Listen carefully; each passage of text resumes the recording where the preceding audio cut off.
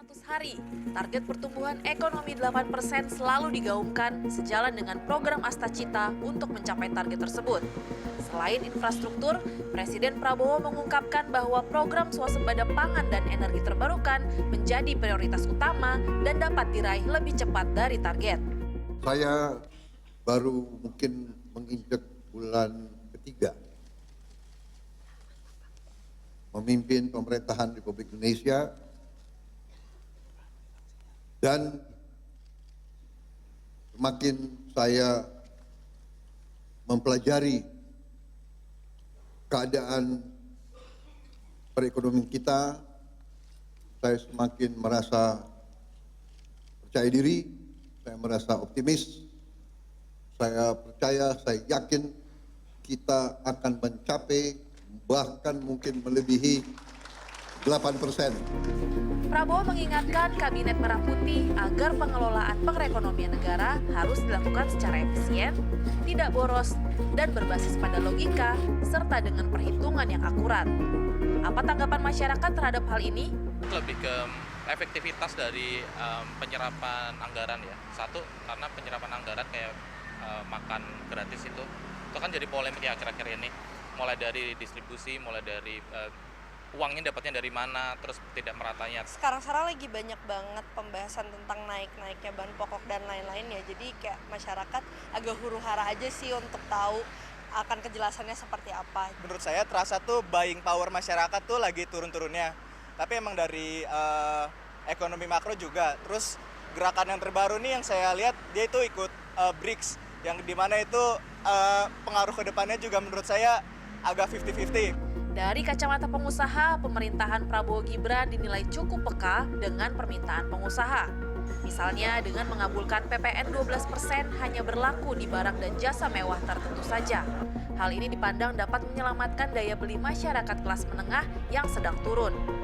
Namun di sektor ketenagakerjaan, pengusaha tampak kurang puas dengan putusan Mahkamah Konstitusi pada Undang-Undang Cipta Kerja yang memunculkan skema kenaikan UMP sebesar 6,5%. Hal ini dianggap menciptakan ketidakpastian iklim investasi yang akan membuat investor beralih ke industri padat modal dan berhenti berekspansi. Pemutusan hubungan kerja dikhawatirkan menjadi opsi yang dipilih perusahaan.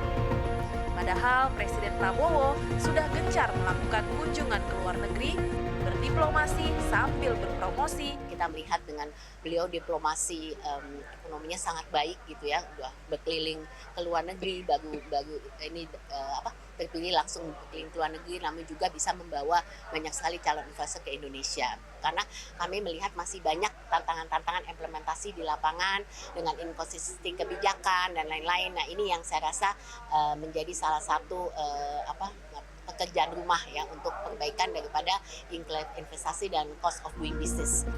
Penelitian yang dilakukan Center of Economics and Law Studies atau CELIOS menyoroti beberapa menteri perlu segera dievaluasi agar target strategis pemerintahan tidak hanya menjadi retorika. Pemerintahan juga tampak belum memiliki persiapan matang dalam merespons kebijakan proteksionisme era Donald Trump. Menteri Bidang Ekonomi atau Kepala Bidang, ini ada beberapa yang memang rapotnya merah.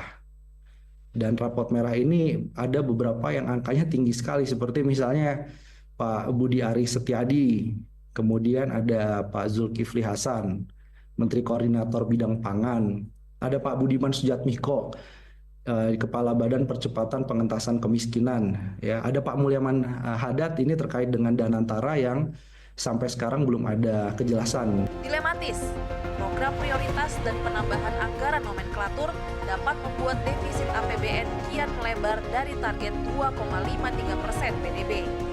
Namun jika ingin defisit tidak melebar, maka pilihannya adalah target ekonomi 5,2% pada 2025 tidak tercapai. Untuk sampai 5,2% itu juga masih susah ya, apalagi termasuk kalau kita melihat perjalanan selama 100 hari pertama yang belum kita kelihatan jelas gitu bagaimana gebrakannya. Jadi kalau dari sisi kacamata sekarang ya kita masih melihat bahwa ini masih potensinya maksimal masih di 5%. Publik ini tengah menantikan bagaimana Presiden Prabowo Subianto menyikapi hasil evaluasi 100 hari dirinya menjabat. Perombakan kabinet bisa menjadi sinyal kuat bagaimana pemerintah serius merealisasikan visi besar yang sudah dijanjikan Prabowo Gibran sebelumnya. Desiree Tonang, Evan Askam, Jakarta.